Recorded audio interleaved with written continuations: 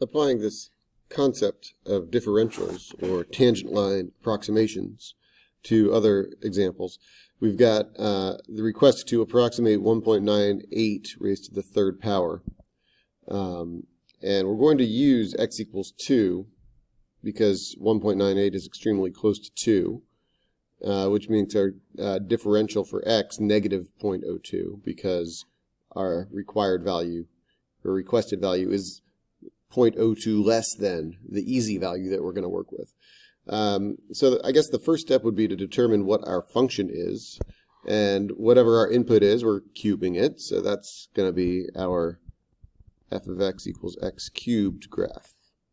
All right, so if we use the tangent line approximation for this, then we would then take the derivative of x cubed and get 3x squared. We would evaluate f at the easy value of 2 and f prime at the easy value of 2.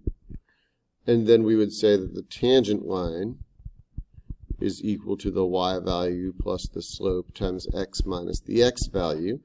And that tells us that the tangent line is approximately equal to the original function as long as the x value is close to 2.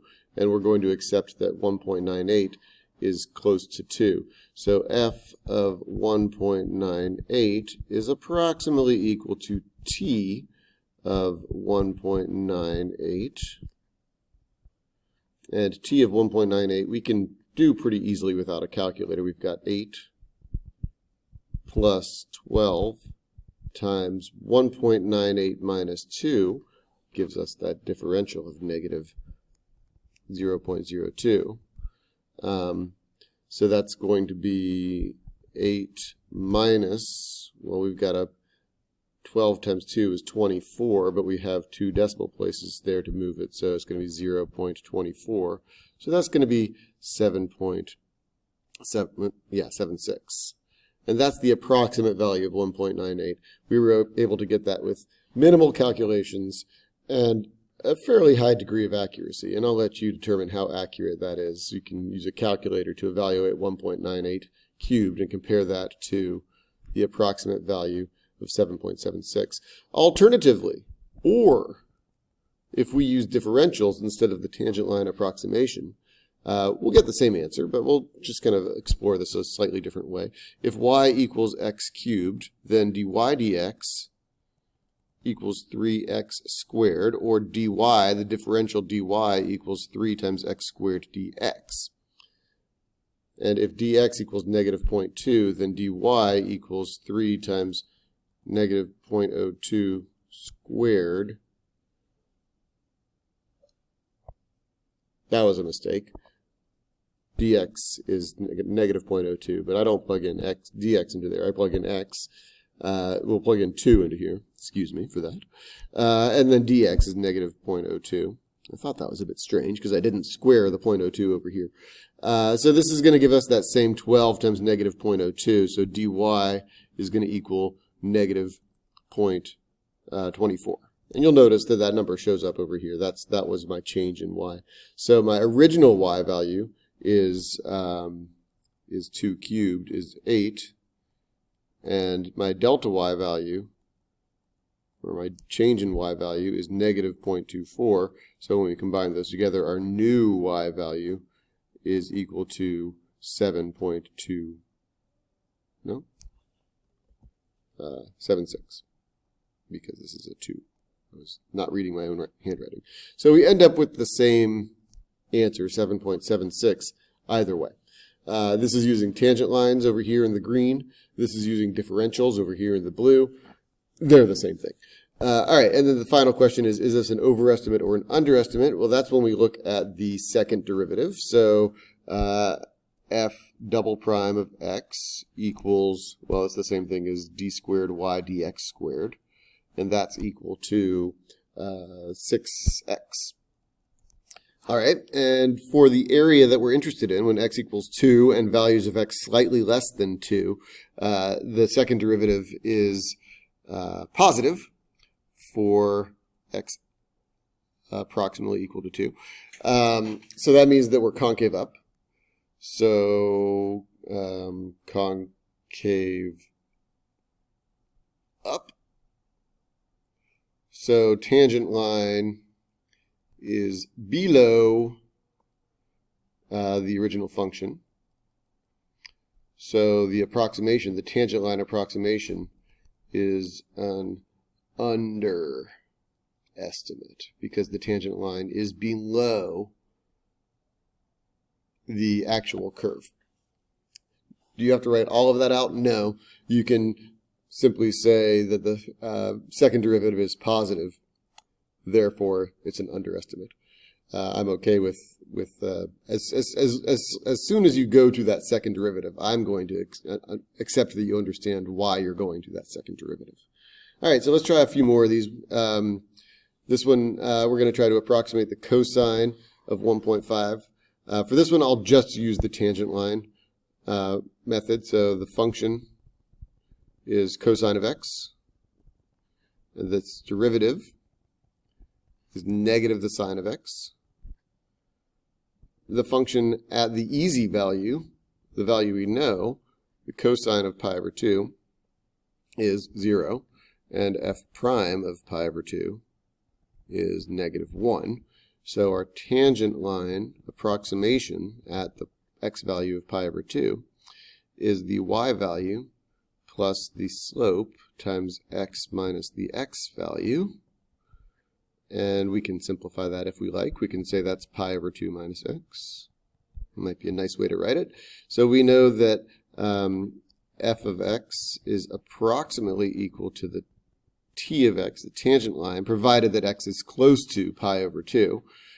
So f of 1.5, in other words, the cosine of 1.5, is approximately equal to t of 1.5, which is equal to pi over 2 minus 1.5, but it tells us that pi over 2 is approximately 1.57. So if we're just going to approximate that, we're going to get 0.07, and that's an approximate value of the cosine of 1.5. Is it an overestimate or an underestimate? Well, for that we have to go to the second derivative.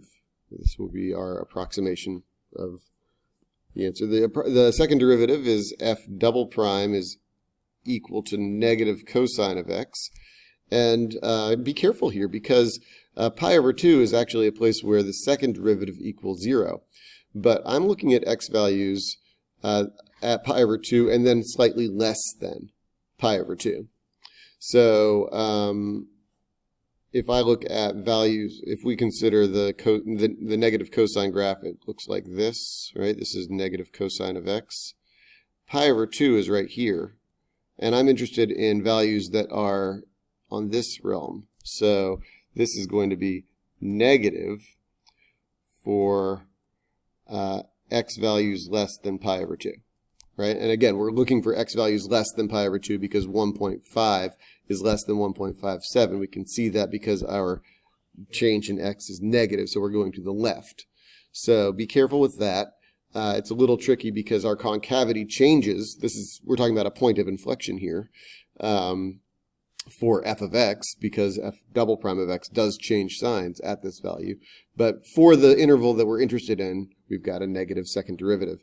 So because we've got a negative second derivative, concave down implies tangent line is above, so implies the approximation is an overestimate.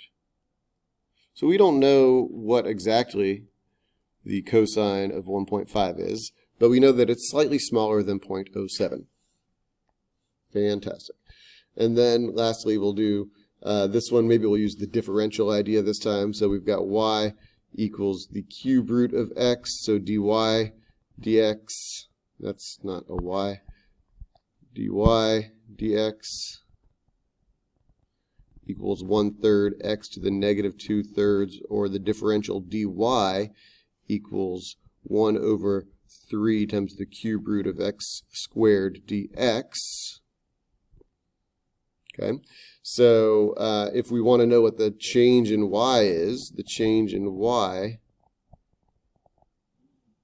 we're going to use 27 for x, right? Because that's 1 less than 28, right? Our interesting x value is 1 bigger than an easy x value, squared. And then the dx is 1. Okay, don't square the 27 first. It's so much easier to take the cube root of 27, get 3. 3 squared is 9, and then 3 times 9 is 27. So the change in our y value is 1 over 27. Our original y value is the cube root of 27, which is 3.